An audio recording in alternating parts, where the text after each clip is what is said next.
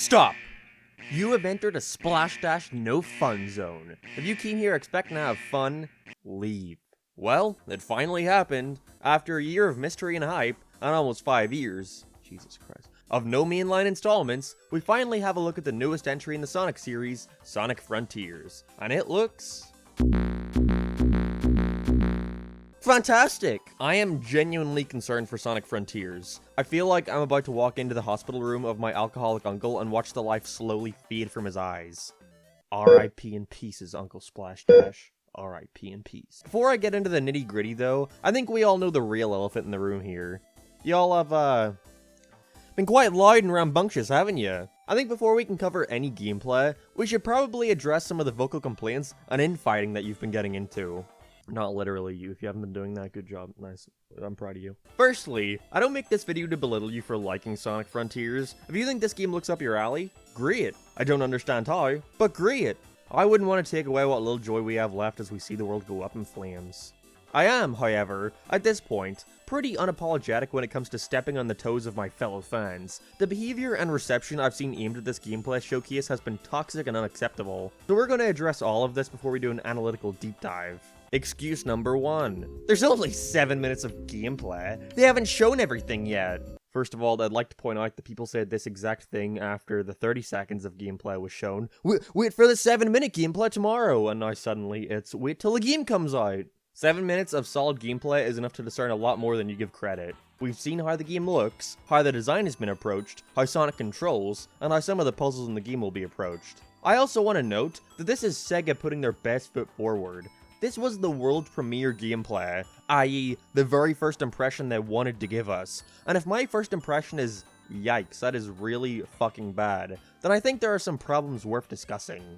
Number 2. The game isn't out yet. It comes out in like 6 to 7 months, you fucking idiot. They'll fix it by then. First of all, there has been no indication at all this was an early build of the game. I don't know why people are using this excuse all of a sudden.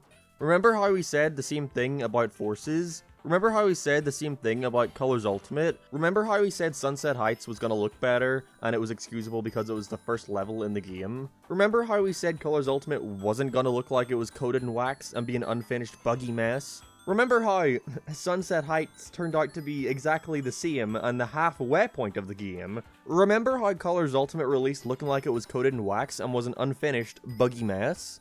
All of these previews being about 6 to 7 months until it was out? I remember. I don't think you do, though. Excuse number 3. IGN made it look bad. It's gotta be IGN's fault. IGN didn't make the game. They didn't make the awful pop-in. They didn't make the world look bland, boring, and derivative. They didn't reuse Force's Sonic's animations, assets, and physics. They just showed off the game as per Sega's instructions. They were hired to show off the game as is.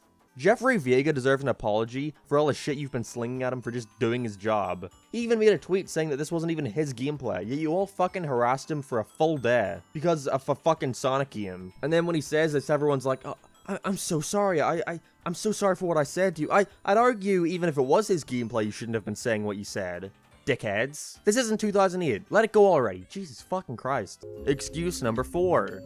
Well, what gives you the right to be so cynical over this short segment of gameplay when they have so much more to show off? What gives you the right to be excited when they've shown a short segment of gameplay when they have so much more to show off?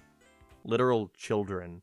Okay, now that my bile has been haphazardly spewed onto your monitor, let's actually break down why this game looks like trash. If I sound fed up and annoyed in this video, it's because I have been for the past 5 fucking years, and I'm done excusing this shit nicely. The first thing you immediately notice is the presentation. Breath of the Wild comparisons aside, I've seen a lot of people compare it to Phantasy Star Online 2, or Horizon Zero Dawn. The grassy plains with rocky crystalline architecture, mixed in with metallic walkways that were shamelessly reused from Forces, which, you know, is fine. After all, imitation is the sincerest form of flattery. But you know what I don't hear? How this looks like Sonic. I've seen people say, well, Sonic has done realism before, why is it so bad here? Well, buddy, I hate to break it to you, but it was bad in those games too. Oh, except Unleashed. Unleashed happened to look very pretty because of it being stylized so well. The reason why a game like Sonic Adventure 2, which also aimed for realism, isn't as bad as this, is because it was released on the fucking Dreamcast, which the graphics weren't there yet to properly get realism, so it still looked kinda cartoony. Not to mention, even then, there were still Sonic elements, loop-de-loops, iconic enemies, you know, Sonic iconography. We don't have any of that recognizable stuff here. Breath of the Wild was a massive departure from Zelda conventions, yet it still had iconic Zelda characters, enemies, and aesthetics. They didn't just throw everything in the trash for fucking... I don't even know what it is. Leave a comment, send me an email, post a twitlonger with your thoughts about what these robots are. This looks like a generic fantasy setting that Sonic happens to inhabit. When you're creating a project that wants to reinvent the wheel, you have to take a good hard look at what to keep and what to ditch. And here, it looks like the baby was thrown out with the bathwater. It's a boring, dull, ugly derivative world with no energy or pulse. It's just sad and boring. The only thing more depressing than the art direction is the technology it's running on. Look at this poppin', look at these animations. This is absolutely unacceptable. Some of these animations are just straight up broken or just look wrong. Look at this tornado kick, for example. It's bad enough Sonic is doing just a static pose with no clear line of action, stiff and unmoving, but his spines are posed incorrectly. Sonic's quills should be flowing with the tornado, blowing through his hair.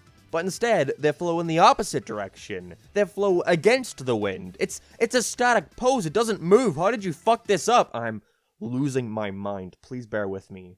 On top of that, look at this fucking reel animation. Why does the reel flip look like this? Why is it broken? You got this right 14 fucking years ago. 14 years ago, this animation was functioning fine. It looks great, it's snappy, and it is contextual for each direction Sonic is flipping. I've seen some people say, well, Sonic Unleashed is more linear though. What the fuck do you mean? That's not the argument here. Sonic should be back flipping to go to the left reel, and front flipping to go to the right one. That's what we're talking about. Being linear doesn't affect the animations. Fucking hell. In Unleashed, it's responsive, stylish, it feels good. And yet, with the power of technology, 2 generations later, we get this single busted animation that looks like it's barely functioning. How did you fuck this up? How? Now, this is the part where you say, wow, Splash Dash, what a fucking nitpicking loser. Well, other than the very important factor of how greatly animation can enhance gameplay, and one of the things that made Sonic so appealing in the 90s, might I add on, it barely functions when Sonic is simply running around. There's no easing at all when he comes in contact with different levels of terrain, and so he starts flip-flopping around the place not knowing where to go. Look at Sonic's attempt at running up the wall to do parkour. First of all, we see him literally walk on air, and then he just starts zigzagging in different directions because the game is having trouble in trying to make him stick to the wall. There's so many points in this trailer where Sonic will get stuck on something like a rock or a gap, and it looks so gross, so I can only imagine how it actually feels to control. You've built a Sonic that is physically unable to traverse around the environment you designed for him. Look at him struggling to get up this steep spiraling ramp. He's jittering so much to the point where it's just noticeable enough for it to feel wrong. How is this at all acceptable? These are issues that haven't been present on this scale since Sonic 06. Why are we all so desperate for Sonic content that we're willing to excuse what are absolute, unequivocal objective flaws? On top of that, why are we so willing to let the bar drop this low? We talk about how much we love Sonic, yet you're willing to watch Sega strip away any character and identity. Look at these animations! The only time Sonic expresses any modicum of character is when he smiles from a loop boosting him upwards. Any other time? We see one idle animation briefly where he just looks to the left. Boo. Remember in Unleashed how many idle animations he got, and how Chip would contextually follow suit or have his own? Where is that? Why does he lack so much character? In an open world game where traversal is the name of the game, you're going to be staring at your character moving. A lot. And if that's the case, you want to make sure the animations are fun and exciting, and packed with characters so you get a feel for them and are consistently engaged. In Ghost of Tsushima, I think that's how you pronounce it. For example, if Jin is riding his horse through an open field for long enough, he'll occasionally put his hand out and feel the grass through his fingers. It's a very subtle detail, but it adds a lot to him as a character. You get the sense that riding his horse is a calming experience, and that he likes to take in the land he's protecting. Why doesn't Sonic do that when running through these flowers? What if he picked up a flower, smelled it, and then threw it away while he was running? Sonic is all about character and style, and yet there's none of that here. Why is this punch 2 frames? Fucking Look at this thing, look at how weak and pathetic the posing, timing, and impact is. In a game where combat is supposedly a primary focus, why are all of his strikes so fucking nothing and sad? Say what you want about the Warhog's gameplay, but nothing is more satisfying than grabbing these two little bastards and smushing their fucking skulls in. Take you little fuckers. Compare one of the supposed titans here to the bosses from Unleashed. Sure, it's automated most of the time, but even the Warhog's regular punches feel super impactful, mainly due to the squash and stretch. But look at Sonic punch and kick this thing. He's barely even touching it, for Christ's sake. Again, I know you guys are typing up a storm in the comments about how I'm nitpicking, but these animations enhance the gameplay. It's visual feedback for your inputs. It contextualizes what you're doing with the controller. Even something like fucking Pong relies on simple visual information. Ball gets faster, it heightens the tension. Simple shit. Another example would have to be while Sonic is traveling up the Titan thing. The way this idea is presented to you is really cool, having to run up the sides of it to get to the top where you can attack. But because, again, it feels like the train is fighting against Sonic, after a few automated boosters fly you up the thing, Sonic stops running and is just flung up the rest of the way. This wouldn't be so bad if there were possibly, oh I don't know, a unique animation of Sonic looking up at the thing as he ascends? Maybe clenching his fists ready to fight the bad guy? At least then the launching would make more sense, compared to him looking downwards with his hands daintily flowing in the wind. You sure look ready for battle, Sonic. How about when he's running through the Dreamcast looking loop-de-loop? There's no struggle at all here, he looks lifeless. Literally could have just animated his spines moving with him instead of his head awkwardly jolting up and down, and it would have worked just as well. Jesus, why is there such an obvious downgrade in the animation here? Then again, I doubt stellar animation would save the game if what they've showed us is what we have to look forward to. Sonic Frontiers appears to want to be an open world game with linear level challenges sprinkled throughout it. From what was shown, you come across small platforming segments that reward you with rings and a collectible. Sometimes they'll even place automated grind reels and dash pads in the middle of wide open fields to make you go one way instead of the direction you want to. Very good, Sega, very good design, brilliant. You can even see this in the trailer. Some guy is running to one part of the level and then he got caught on a fucking grind reel that was hidden in the ground. Brilliant! On top of these platforming challenges, there are like baby puzzles. Like legit puzzles a fetus could solve. Turn a statue 90 degrees. The door opens. Spin around 3 torches. The door opens. Do a fucking Mario floor puzzle and get a collectible. You know, very Sonic related. Very cool. Why are the challenges not based around Sonic's speed? Why not have a road caved in, and I have to use Sonic's speed to build up enough momentum to get over or around it? Why don't I have to eliminate all the torches in one continuous stroke by carefully managing my power? Why don't I have to do the floor puzzle in like, I don't know, a timer or something? I just wouldn't have this one in here. Fuck this trash. For an open world game, everything is very, well, segmented, isn't it? These platforming challenges just kind of float above the world. These rails just float in the sky with no clear rhyme or reason. These puzzles are just here. And shitty. Why aren't they diegetically weaved into the open world? Windy Valley from Sonic Adventure had the same problem, but it's shown that every floating platform has a little propeller, and it's a windy level. It's a cartoony way of justifying the nonsensical levels. Rail Canyon is a bunch of railroad tracks. You even interact with the controls of the tracks as part of the level gimmick to progress forward. I could go on, but the point is that these challenges are so separate from the open world that I can't help but wonder why it's even open world in the first place, and if it's even a good idea for Sonic to be in an open world, if this is the way you're gonna approach it.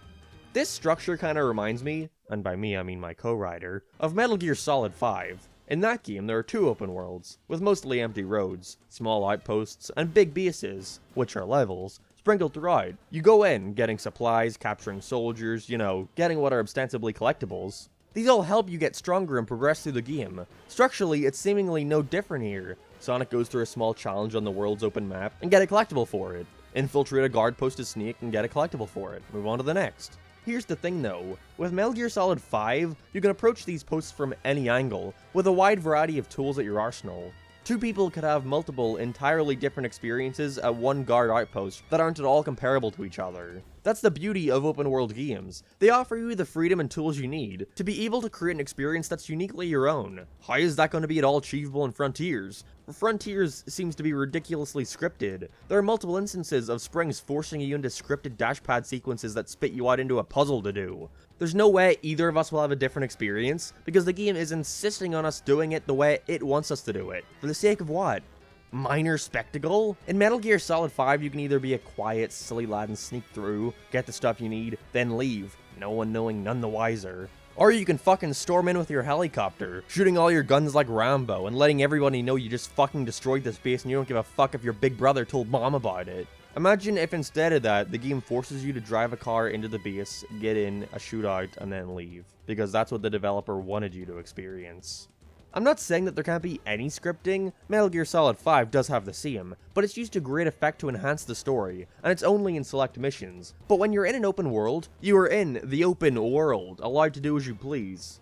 In Frontiers, it looks like the developers wanted you to play the level the way they wanted you to do it, with no room for experimentation. They have automatic grind reel segments just laying there, forcing you to grind in that certain direction, and if you hit it by accident, you don't have to course correct for the fucking game, disrupting your flow. That's the complete antithesis of an open world game, and it's baffling to me why it's structured like this. This game could have nothing going on. There could be awful graphics, awful presentation, and nothing to do, but the bare minimum they needed that would have made people at least somewhat satisfied is if Sonic was fun to control. When people said they wanted an open world Sonic game, it seems that Sega forgot about the part where they give you a Sonic that is actually fun to play as in this world. He has no sense of momentum at all, mainly due to, like I said, him jittering all around the place when interacting with terrain. But it also appears that there's no momentum to speak of. Look at Sonic running down this slope. He remains the exact same speed, and the player even has to boost just to make it look somewhat satisfying, because of there being this weird speed cap to him like it's fucking Sonic 1. When people pictured Sonic in an open world environment, they pictured loops and smooth slopes to roll down, not a boring field filled with dash panels and automated rails. A spin dash would have been really useful in this game. Imagine instead of having to rip off Legend of Zelda and climb up the walls, you actually had to spin dash up them. That would have been cool. I can't believe this is what Sega has presented to us after years of development time. Years spent promising a quality title, a refreshing new take on Sonic, a long drawn out slog of content, has led up to what may be one of the most boring, derivative, ugly, and disappointing Sonic games to date. Believe me, I would love to be wrong. I take no schadenfreude in watching Sonic fail. I love this character, I love this series, but accepting whatever is given to me won't make it better. Hell, not accepting it will still probably not make it any better. Delay Frontiers, guys? I don't think so. It feels so futile to talk about and explain my frustrations when it feels like there are going to be countless people who are blindly willing to look past them because of a funny blue cartoon rat. So, I implore you, if I am wrong and the game comes out and gets 9 out of 10s by IGN, please come back here and berate me in the comments. Let me know that Sonic Frontiers is one of the best Sonic titles, that I'm a fucking shithead idiot asshole for thinking otherwise. If the game comes out and is good, I will be nothing but happy. But for now, I don't see that happening. So in conclusion, I'm not happy, Bob. Not happy.